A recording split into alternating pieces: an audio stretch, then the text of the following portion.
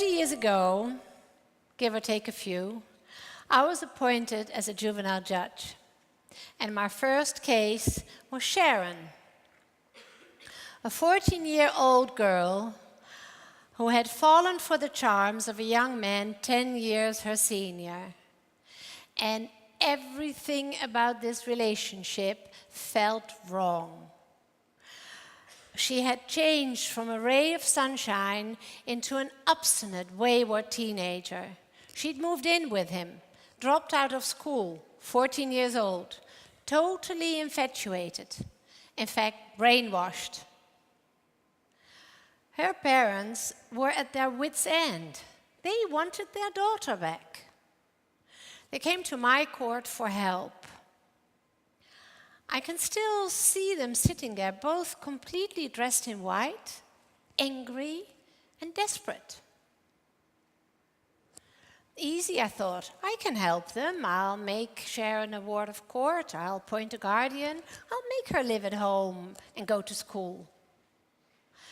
But it was by no means that easy. The ties with this man and his hold on her were too strong. I did not succeed.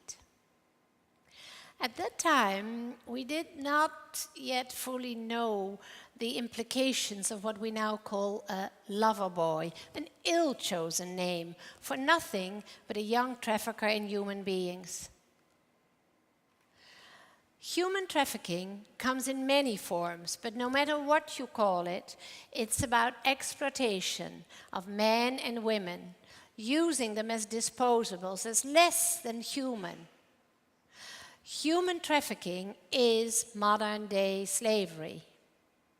But just because it's complex and huge shouldn't stop us from doing something about it.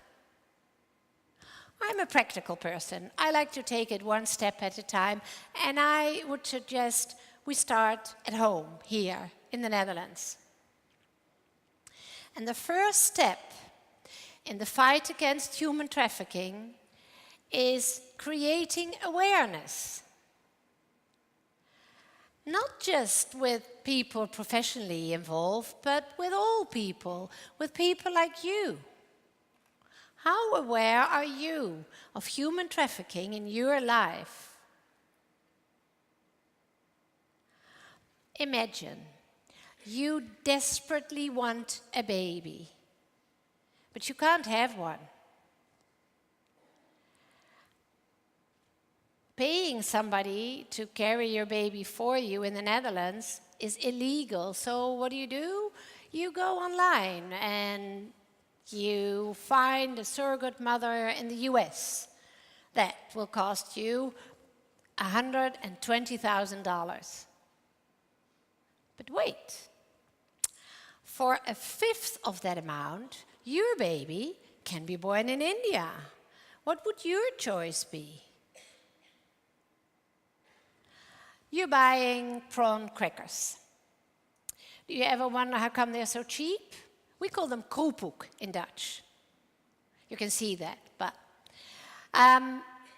do you wonder why they're so cheap and how they're made and where and by whom? Your friends from abroad, they come visiting Amsterdam. What sites will you show them? Rijksmuseum, Anne Frankhuis, sure. But will you show them the red light district? How do these stories relate to human trafficking? Let me explain. This is Chanda. She's a mother of 4 and she struggles to keep them fed. And then somebody comes up to her with a tempting proposition. She can get €5,000 for carrying a baby for a Dutch couple. €5,000, well, that would mean sending her kids to school. So she decides to take that chance.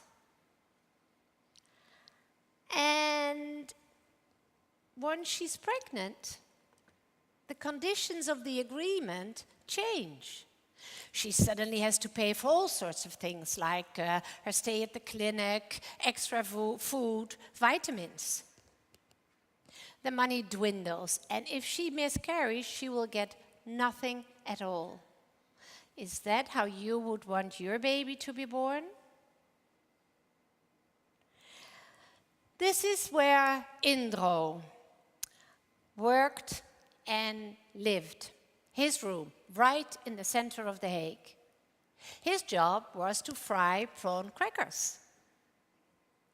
He and many others had been recruited from Indonesia under false promises of a good job. He had borrowed money just to come here, and he did get a job, but his boss kept him at work just enough for him to pay the rent for this room. There he was, no money, no legal status, and no other option than to keep frying prawn crackers and live in servitude. And this is one of the many strategies that traffickers use, and we call it debt bondage. It was the housing committee that uncovered the scam after complaints from the neighbors about the smell, not about the people. How would your prawn crackers taste after hearing this story? And this is Olga, an A student from Bulgaria. She thought she would get a job in the Netherlands. Instead, she was forced to work as a prostitute in Groningen for 8 long years, a life of threats and violence. Every euro she earned, her trafficker took. Nearly 2 million euros. Can you imagine how many men that would take, all against her will? It was the vigilance of the police and the fact that she'd learned to trust them that ended her plight. But there's one question that Olga struggles with.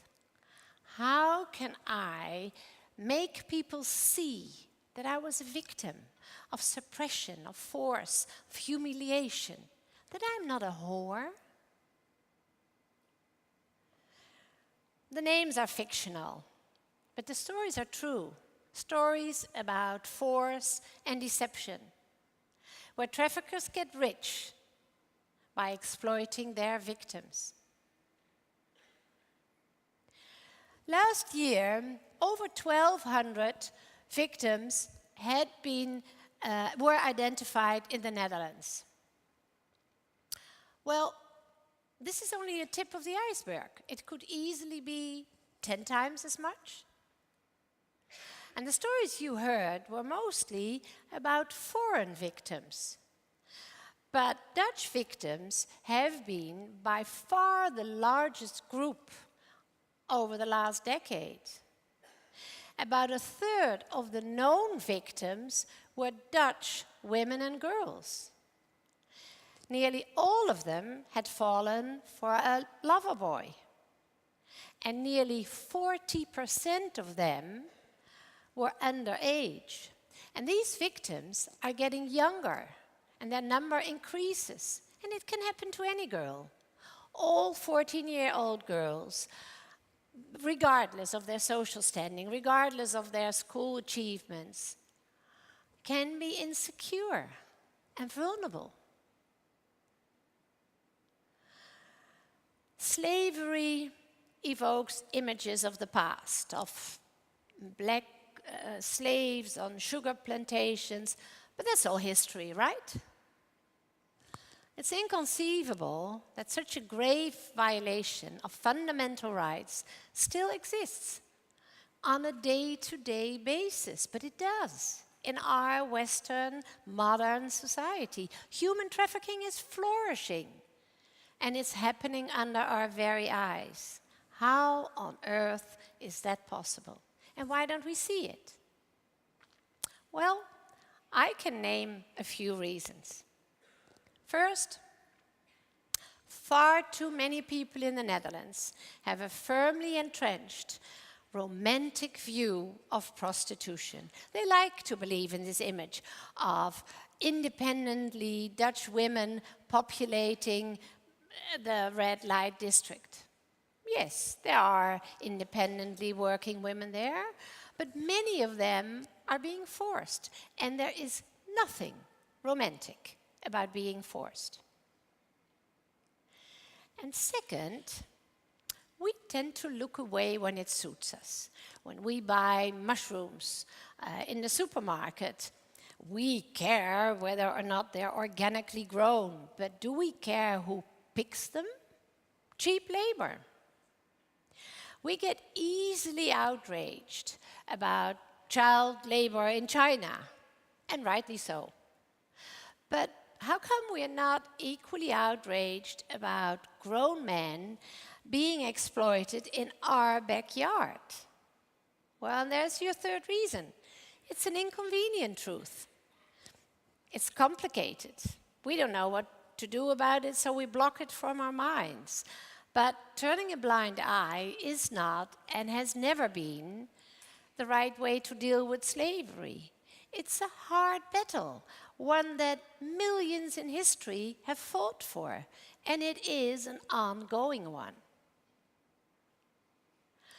The Dutch government is stepping up its fight against human trafficking on all levels, but can't do it alone. They need your help. And I know these stories, it's overwhelming, but there are things you can do. There are steps you can take, small steps, but nevertheless consequential. And I will name 3. First, lose the illusions about prostitution. 2 years ago, I organized an exhibition in The Hague called Journey. More than an exhibition, really, it's more of an experience. 7 sea containers depicted the story of Elena, a young girl from Moldova. A journey from a poor but safe place to a world of violence and deception. From selling food at a market to selling her body to up to 40 men a day. In a room smelling of sweat and sex, with a menu by the door stating her rates. Visitors experienced it all, including the smell, which I can tell you was disgusting. I toured the exhibition with Queen Beatrix, and she too walked through this room, and she was outraged. You too can visit the experience. And trust me, all romantic views of prostitution will evaporate. You too will be outraged. And second, think about what you buy. Buy one fair trade product today. Go to slaveryfootprint.org and calculate how many slaves work for you. 20,000 Dutch people already have. I was one of them. And I was kind of shocked of my initial score, 44.